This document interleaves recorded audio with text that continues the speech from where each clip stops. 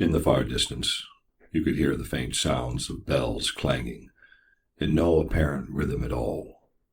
Then, they appeared. They just massed there, shuffling, nothing more, just shuffling around and around, moaning and shuffling. The soldiers of the garrison nearly lost control of their senses when they appeared. There were thousands upon thousands of them, as far as the eye could see.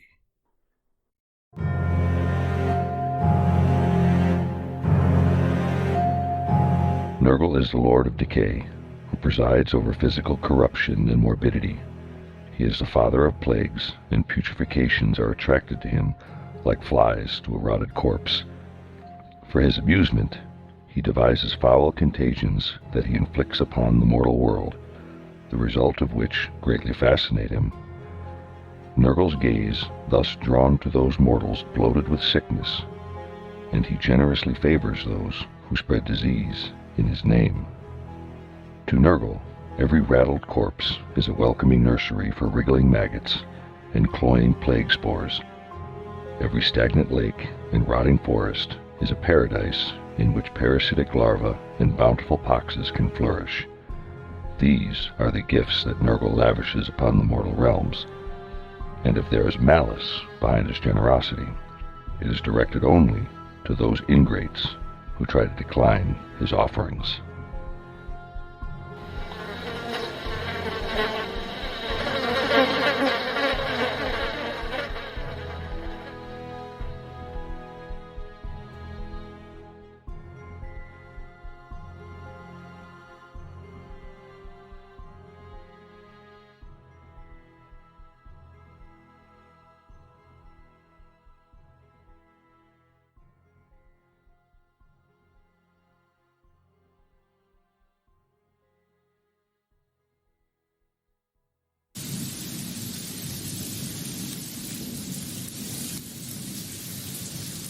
The rain is finally stopping.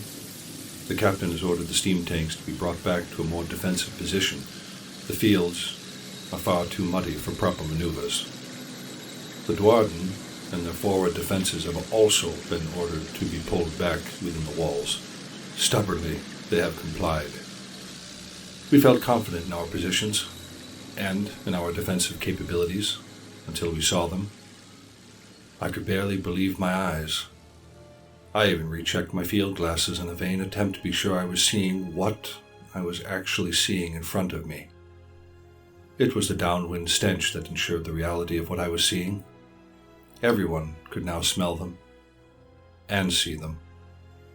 They crested the horizon, just shambling and walking at us, walking across the open field towards the walls, walking to the many levels of defenses we had prepared.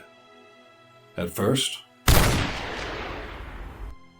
we were ordered to gun them down as soon as they hit our range. We unloaded on them again and again and again.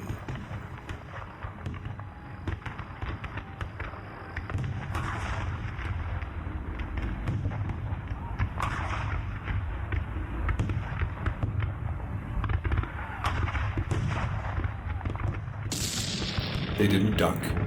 They didn't speed up. They didn't try to hide. They didn't stop coming.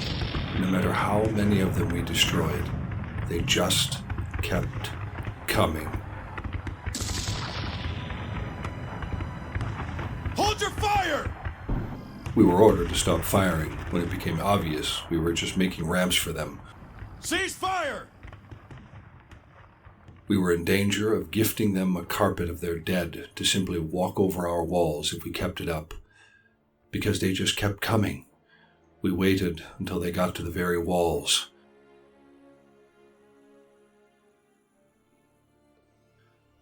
Nobody knew what to expect then, not even us, and definitely not the officers either. They looked down over the walls speculatively as we did, but nothing happened. Nothing. They got to the walls. They were pushed to the sides by their oncoming throngs, so they just pushed and shuffled around the walls. No attempt to climb them. No attempt to climb over each other. No sentient at all. But the numbers, even if we fired all day, every day, I doubt we would have dented it. Just so many. The plague host of 1,000 mortals slain by Nurgle's rot. Lifeless, yellow and bloodshot eyes, bellies distended in the rancid smell of corpse gas permeating in the air. They did nothing but shuffle. All around us, it was the groaning. Then more of the damn bells. Distant at first, and louder by the minute. I think that's what did it. As more of these things appeared every day, the sound of the groaning and the bells became almost deafening. So many gargling throats flapping open, the cursed bells clanging relentlessly. It became so that you could always hear them. The deathly groans, the afflicted clanging of those damn bells. I must have passed out from being completely undone over it all.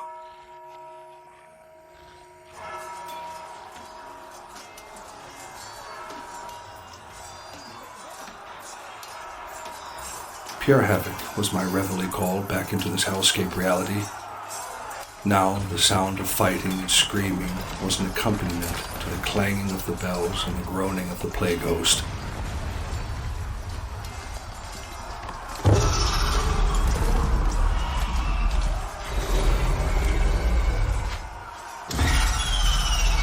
The demogryphs were screaming in agony in their stalls, maggots pouring from their beaks before they burst into a choreographed explosion of gore.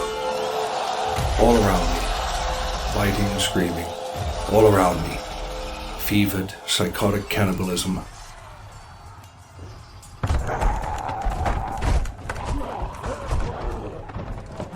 Beneath me, the main gates crashed open upon their rotten hinges.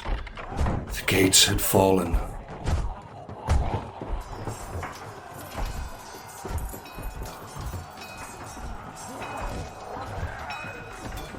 And that's when among the bells and the moaning, I heard the buzzing of 1,000 flies. Then there came the chants of high-pitched voices, further deluding my mind of its sanity. Fly, fly, get up and die, the soldier man tells you why. The eyes, the flies, the eyes, the flies, before the soldier man dies. Immediately, the thoroughfares of our city was now packed with the same mindless walkers, lurching and moaning, until they found living victims and quickly consumed them, hacking them down and using them to cultivate the virulent, rotten rebirth of maggots and contagion. The bells have gotten louder now. We are undone. The moaning, the bells, now flies everywhere. Such a celebration of corruption.